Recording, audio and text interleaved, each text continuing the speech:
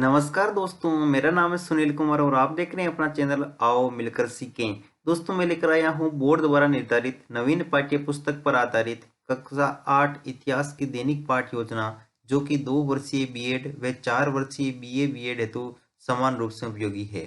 इस दैनिक पाठ योजना में प्रकरण लिया है यूरोप के लिए फसलें। तो चलिए शुरू करते हैं।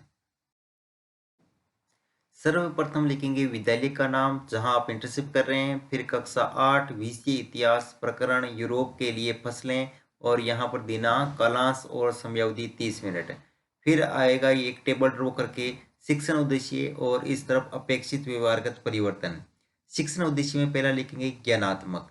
इसमें लिखना है विद्यार्थी यूरोप के लिए फसलों से संबंधित विभिन्न तथ्यों का प्रत्यास्मरण कर सकेंगे। विद्यार्थी यूरोप के लिए फसलों से संबंधित विभिन्न तथ्यों का पुनः प्रत्याभिज्ञान कर सकेंगे। सेकंड है अवबोधात्मक। इसमें लिखेंगे विद्यार्थी यूरोप के लिए फसलों से संबंधित विभिन्न तथ्यों की व्याख्या कर सकेंगे। विद्यार्थी यूरोप के लिए फसलों से संबंधित विभिन्न तथ्यों का वर्गीकरण कर सकेंगे। तीसरा पॉइंट है ज्ञानोपयोग। इसमें लिखेंगे विद्यार्थी यूरोप के लिए फसलों से संबंधित विभिन्न तथ्यों से प्राप्त ज्ञान का उपयोग भावी जीवन में आवश्यकता अनुसार कर सकेंगे। विद्यार्थी यूरोप के लिए फसलों से संबंधित विभिन्न तथ्यों का सामान्यीकरण कर सकेंगे। चौथा पॉइंट है कौशल। इसमें लिखेंगे विद्यार्थी यूरोप के लिए फसलों से संबंधित तथ्यों को एकत्रित करके सारणीयन कर सकेंगे।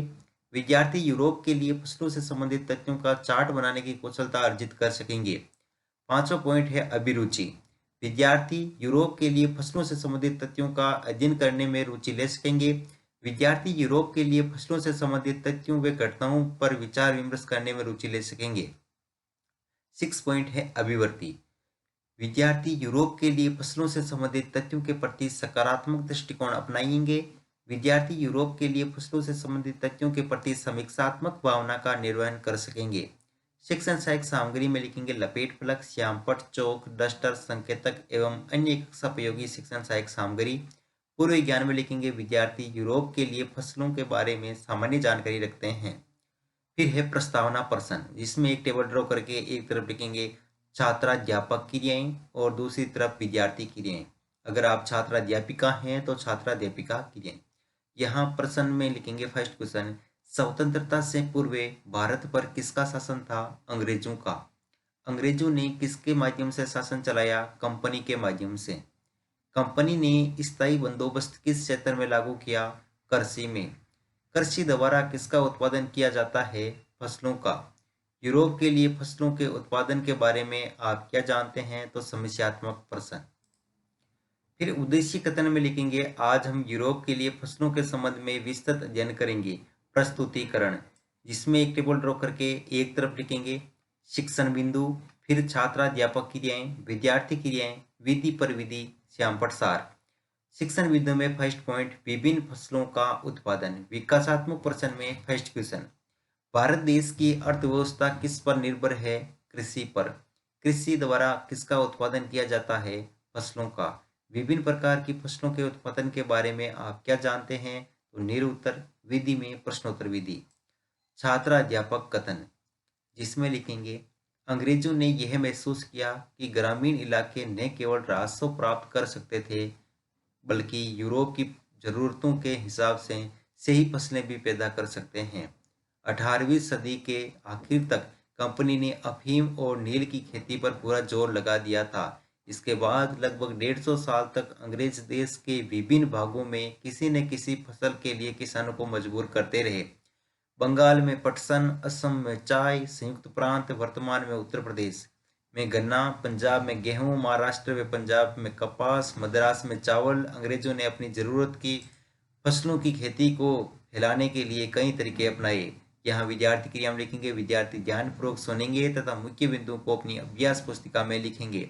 यहाँ विधि में वाक्यान विधि और श्यामपट्ट सार में लिखेंगे भारत में यूरोप की जरूरतों के हिसाब से सही फसलें पैदा की जा सकती थी। इसमें नील व कपास की खेती मुख्य थी।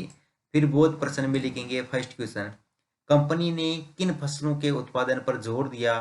तो अफीम व नील। असम में किसका उत्पादन किया गया? चाय का। यहाँ विधि में प्रश्नोत्तर विधि। सेकंड सेक्शन पॉइंट है यूरोप में वोड पौधे का उपयोग। इसमें विकासात्मक प्रश्न में फर्स्ट क्वेश्चन लिखेंगे विश्व का सबसे बड़ा महाद्वीप कौन सा है? एशिया महाद्वीप। एशिया महाद्वीप के बाद विश्व का पांचवा बड़ा महाद्वीप कौन सा है? तो यूरोप महाद्वीप। और तीसरा क्वेश्चन है, यूरोप में वोड पौधे के उपयोग के बारे में आप क्या जानते हैं? तो लिखेंगे निरुत्तर, विधि में प्रश्नोत्तर विधि। फिर है छात्राध्यापक कथन, जिसमें लिखेंगे 13वीं सदी तक इटली, फ्रांस और ब्रिटेन के कपड़ा उत्पादक कपड़े की रंगाई के लिए भारतीय नील का इस्तेमाल कर रहे थे। उस समय ये भारतीय नील की बहुत थोड़ी मात्रा ही यूरोपीय बाजारों में पहुंचती थी। इसकी कीमत भी बहुत ऊंची रहती थी। इसलिए यूरोपीय कपड़ा उत्पादकों को बैंगनी और नीले रंग बनाने के लिए वोड नामक एक पौधे पर निर्भर रहना पड़ता था। वोड पौधा शीतोष्ण क्षेत्र में उगता था, इसलिए यूरोप में आसानी से मिल जाता था। उत्तरी इटली, दक्षिणी फ्रांस व जर्मनी और ब्रिटेन के कई हिस्सों में यह पौधा उगता था। नील के साथ प्रतिस्पर्धा से परेशान यूरोप के वोड उत्पादकों ने अपनी सरकारों पर दबाव डाला कि वे नील के आयात पर पाबंदी लगा दे। यहाँ विद्यार्थी के नाम लिखेंगे, विद्यार्थी ध्यानपूर्वक सुनेंगे तथा मुख्य बिंदुओं को अपनी अभ्यास पुस्तिका में लिखेंगे। यहाँ विधि में व्याख्यान विधि और श्यामपट सार में लिखेंगे। यूरोप में वोड नामक पौधे का रंगाई में उपयोग होता था। यह उत्तरी इटली, दक्षिणी फ्रांस, जर्मनी और ब्रिटेन के कई हिस्सों में उगाया जाता। फिर लिखेंगे नील के आयात पर रोक की मांग। बोध प्रश्न में फर्स्ट क्वेश्चन करेंगे, वोड पौधा किस क्षेत्र में उगता था? शीतोष्ण क्षेत्र में। व्यापारियों ने किसके आयात पर पाबंदी की मांग की? तो नील के। विधि में प्रश्नोत्तर विधि। फिर तीसरा सेक्शन पॉइंट है नील की बढ़ती मांग। विकासात्मक प्रश्न में फर्स्ट क्वेश्चन, यूरोप में किस पौधे से रंगाई की जा रही थी? तो वोड से। वोड के जगह किस पौधे की मांग बढ़ रही थी? नील की। यूरोप में नील की मांग क्यों बढ़ रही थी? निरुत्तर। यहाँ विधि में प्रश्नोत्तर विधि। फिर है छात्राध्यापक कथन, जिसमें लिखेंगे कपड़े को रंगने वाले नील को ही पसंद करते थे। नील से बहुत चमकदार नीला रंग मिलता था। 17वीं सदी तक आते आते यूरोपीय कपड़ा उत्पादकों ने नील के आयात पर लगी पाबंदी में ढील देने के लिए अपनी सरकारों को राजी कर लिया। कैरिबियाई द्वीप समूह स्थित सेंट डोमिंगियो में फ्रांसीसी, ब्राजील में पुर्तगाली और वेनेजुएला में स्पेनिश लोग नील की खेती करने लगे। 18वीं शताब्दी के आखिर तक भारतीय नील की मांग और बढ़ गई। ब्रिटेन में औद्योगिकरण से कपास उत्पादक में भारी इजाफा हुआ। अब कपड़े की रंगाई की मांग और तेजी से बढ़ने लगी। विद्यार्थी क्रिया में लिखेंगे, विद्यार्थी ध्यानपूर्वक सुनेंगे तथा मुख्य बिंदुओं को अपनी अभ्यास पुस्तिका में लिखेंगे। यहाँ विधि में व्याख्यान विधि और श्यामपट सार में लिखेंगे नील से बहुत चमकदार नीला रंग मिलता था, जबकि वोड से बेजान व फीका। कैरिबियाई द्वीप के विभिन्न देशों में नील की खेती होने लगी व भारतीय नील की मांग बढ़ी। फिर है बोध प्रश्न, जिसमें फर्स्ट क्वेश्चन है नील से कौन सा रंग मिलता था? तो यहाँ लिखेंगे चमकदार नीला। ब्राजील में नील की खेती कौन करने लगे थे? पुर्तगाली। विधि में प्रश्नोत्तर विधि। फिर है मूल्यांकन प्रश्न, जिसमें फर्स्ट क्वेश्चन बंगाल में किसकी खेती की जा रही थी? तो चावल, पटसन, दाल, चाय। सेकंड क्वेश्चन है वोड पौधा क्षेत्र में उगता था, शीतोष्ण या उष्ण? यूरोप में वोड पौधे का उपयोग रंगाई में होता था, सत्य या असत्य? यूरोप में कपड़ों की रंगाई हेतु किसकी मांग अधिक थी? नील का किस कार्य में उपयोग होता था? गृह कार्य में लिखेंगे भारत में यूरोप के लिए कौन सी फसल उगाई गई? किसी एक के बारे में समझाइए। अंत में पर्यवेक्षक टिप्पणी।